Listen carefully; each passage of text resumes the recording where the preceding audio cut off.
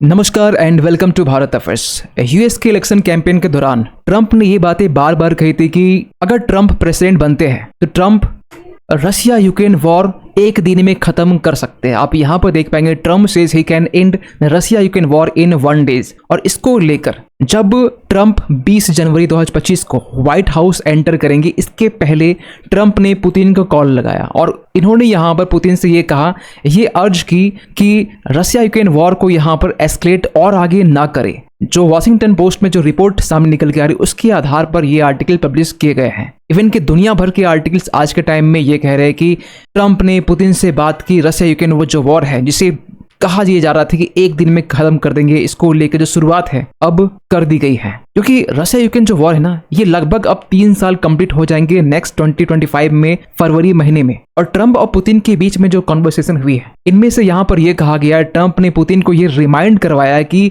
America की sizeable military जो है आज के टाइम में यूरोप में प्रेजेंस है। ये बातें रिमाइंड करवाई। इसके बाद में ये कहा कि जितना जल्दी हो सके ना रशिया यूक्रेन वॉर जो है इसे रिजॉल्व करना जरूरी हो जाता है। और इसको लेकर ना आगे भी पुतिन जो है और ट्रंप के बीच में कॉन्वर्सेशन चलती रहेगी। इन पर यहाँ पर बात की गई। लेकिन आपको बताना चाहते हैं कि जब ट्रंप ने अपने यूएस इलेक्शन कैंपेन के दौरान जब ये बातें कही थी कि रशिया यूक्रेन जो वॉर है ये एक दिन में कंप्लीट ये खत्म कर दिया जाएगा, लेकिन इसी के रिस्पांस में रशिया के यूएन एम्बेसडर ने यहाँ पर यह कहा था कि ये इम्पॉसिबल है, ट्रंप ऐसा नहीं कर सकते हैं। लेकिन जैसे यहाँ पर ट्रंप जीत के आते हैं, रशिया यूक्रेन पीस प्लान के लिए एक मास्टर प्लान, एक ऐसा मास्टर प्लान जो ट्रंप ने यहाँ पर दुनिया के सामने रखा और ये कहा गया है कि जो रशिया यूक्रेन वॉर है इसे ट्रंप का ये जो मास्टर प्लान है ये डेफिनेटली यहाँ पर इस वॉर को फ्रीज कर सकता है, ये मास्टर प्लान। तो सवाल ये उठता है कि ये मास्टर प्लान है क्या। देखिए, इस मास्टर प्लान में ये कहा गया है कि ट्रंप ने यहाँ पर ये प्रपोज किया है कि जो रशिया और यूक्रेन के जो बॉर्डर है, चाहे वो दोनबास का पूरा रीजन हो या फिर नॉर्थ ईस्टर्न जो यूक्रेन वाला जो पूरा एरिया यहाँ पर हो, इस पूरे एरियाज में जहां पर रशिया यूक्रेन का जो बॉर्डर है शेयर की जाती है, 800 माइल पर एक बफर जोन क्रिएट किया जाएगा। और इस बफर जोन में यूरोप के और ब्रिटिश के दोनों के ट्रूप्स यहाँ पर रहेंगे, ना कि यूक्रेन के ट्रूप्स, ना कि रशिया के ट्रूप्स। यहाँ पर इस पूरे एरियाज में यूरोप के और ब्रिटिश के ट्रूप्स यहाँ पर रहने वाले हैं। और ये ट्रूप्स यहाँ पर एक बफर जोन क्रिएट करेंगे ताकि यहाँ से ना रशिया के ट्रूप्स एंटर कर सके यहाँ पर और ना यूक्रेन के ट्रूप्स यहाँ आ सके। यहाँ पूरा जो देखभाल करने वाला ये यूरोप कंट्री के जो ट्रूप्स हैं और जो ब्रिटिश ट्रूप्स हैं ये यहाँ की देखभाल करेंगे। इसके बाद में दूसरा पॉइंट ये रखा गया कि यूक्रेन जो एक लंबे टाइम से ना लगभग 20 साल से कहा जा रहा है कि 20 साल से यूक्रेन ये चाह रहा है कि इसे नाटो का मेंबरशिप दिया जाए। और कहीं ना कहीं ये जो पूरा वॉर स्टार्ट भी हुआ ना रशिया यूक्रेन के बीच में, ये नाटो के मेंबरशिप को लेकर ही स्टार्ट हुआ। क्योंकि यूक्रेन ने ये इच्छा जताई थी कि हमें नाटो का मेंबर बनना है। इसको लेकर रशिया जो है इनसिक्योर फील करता है। और इसके बाद में फरवरी 2022 के बीच में दोनों के बीच में एक वॉर स्टार्ट होता है। और इसको लेकर यह कहा गया कि दोनों देशों के बीच में कि जो यूक्रेन है जो ये चाहता है कि नाटो के मेंबर बने, इसे 20 साल के लिए आगे और फर्दर इसे पोस्टपोन कर दे। लेकिन इसके बदले में यूएस कमिट करता है कि यूक्रेन की जो डिफेंस कैपेबिलिटीज है इसे यूएस और आगे भी बोल्स्टर करता रहेगा। और इसी के बीच में ट्रंप ने इस बात को भी यहाँ पे एम्फेसाइज किया कि जो बफर जोन है ना, इस बफर जोन में ना ही यूएस की यहाँ पर मिलिट्री या ट्रूप्स डिप्लॉय होगी, ना ही यहाँ पर इस बफर जोन में जो ट्रूप्स यहाँ डिप्लॉय होगी यहाँ पर इसे यूएस कभी यहाँ पर फंड नहीं। लेकिन ट्रंप और पुतिन के बीच में जो कन्वर्सेशंस हुई है, जो फोन कॉल में जो बात हुई है, इसको लेकर ना वॉशिंगटन पोस्ट में ये भी कहा गया कि ट्रंप ने इसके बारे में ना यूक्रेन को पहले ही एडवांस में यहाँ पे बता दिया था कि ट्रंप पुतिन से बात करने वाले। इसको लेकर ना यूक्रेन की तरफ से ये कहा गया कि इसको लेकर कोई भी जानकारी इन्हें नहीं दी गई है, ये टोटली फॉल्स है। लेकिन जब ट्रंप और पुतिन के बीच में जब बात होती है, उसी बीच में यहाँ पर ट्रंप ने जेलेंस्की से ही बात की। और जब जेलेंस्की से जब बात कर रहे थे उस बीच में ट्रंप ने इलोन मस्क को भी शामिल होने के लिए कहा। और कहा यह जा रहा है कि ट्रंप और जेलेंस्की के बीच में जो बातचीत हुई ना, इस बीच में यहाँ पर इलोन मस्क भी शामिल थे और तीनों के बीच में 25 मिनट की बात हुई। और इसमें बात किया गया यूक्रेन जंग को कैसे यहाँ पर पीस की तरफ मोड़ा जाए। और कहीं न कहीं ना इस कॉन्वर्सेशन से जो इलोन मस्क का जो रोल है ये दिखाता है कि यहाँ पर ट्रंप के कैबिनेट में इलोन मस्क को एक मेजर रोल यहाँ प्ले करना हो सकता है। क्योंकि यहाँ पर ट्रम्प को जो सीटें मिली है ना, यहाँ पर रिपब्लिकन जो पार्टी है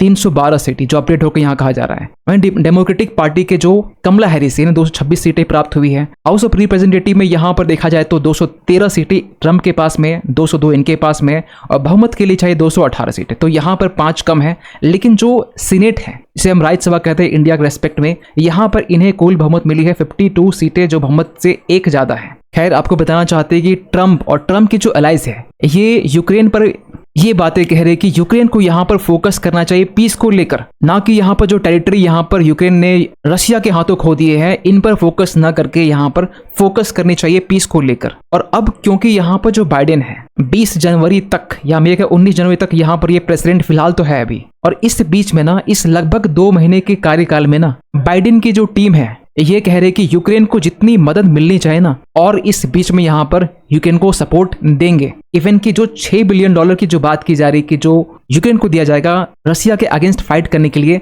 ये बाइडेन एडमिनिस्ट्रेशन जो है, बाइडेन की टीम है, वो देगी आगे आने वाले टाइम में। लेकिन जस्ट ट्रम्प जो है वो उल्टा सोचते हैं। ट्रम्प का ये कहना है कि जितनी मदद मिलनी चाहिए, जितनी यहाँ पर फाइनेंशियल एड मिलनी चाहिए यूक्रेन को, ये अब तक मिल चुकी है। क्योंकि अगर डेटा की बात करें, लेटेस्ट डेटा, तो 2022 जनवरी से लेकर जून 30 2024 की बात करें, लेटेस्ट डेटा जो हमारे पास में है, अब तक यहाँ पर यूएस ने सबसे ज्यादा यहाँ पर खर्च किए हैं। कहा यह जाता है कि ये जो खर्च है 75.1 बिलियन यूरोज में है, और यूरो जो है ये बेसिकली डॉलर से इसकी वैल्यू ज्यादा है आज के टाइम में। इसके बाद में यूरोपियन यूनियन की तरफ से Germany, UK, Japan, Canada, Denmark, Netherland, ये सारे कंट्री यहाँ पर यूक्रेन को फाइनेंशियल एड प्रोवाइड किए हैं। और ट्रम्प ने एक बार ये कही थी जेलेंस्की के बारे में कि जेलेंस्की जो है एक बेहतरीन सेल्समैन है। क्यों? क्योंकि जब जब ये अमेरिका आते हैं $60 बिलियन लेकर चले जाते हैं। वह 4 दिन पहले अमेरिका से $60 बिलियन लेकर घर पहुंचे, वहां पहुंचकर फिर ऐलान कर दिया कि उन्हें $60 बिलियन की मदद और चाहिए, और ये आगे कभी खत्म नहीं होने वाला है। इसलिए यहाँ पर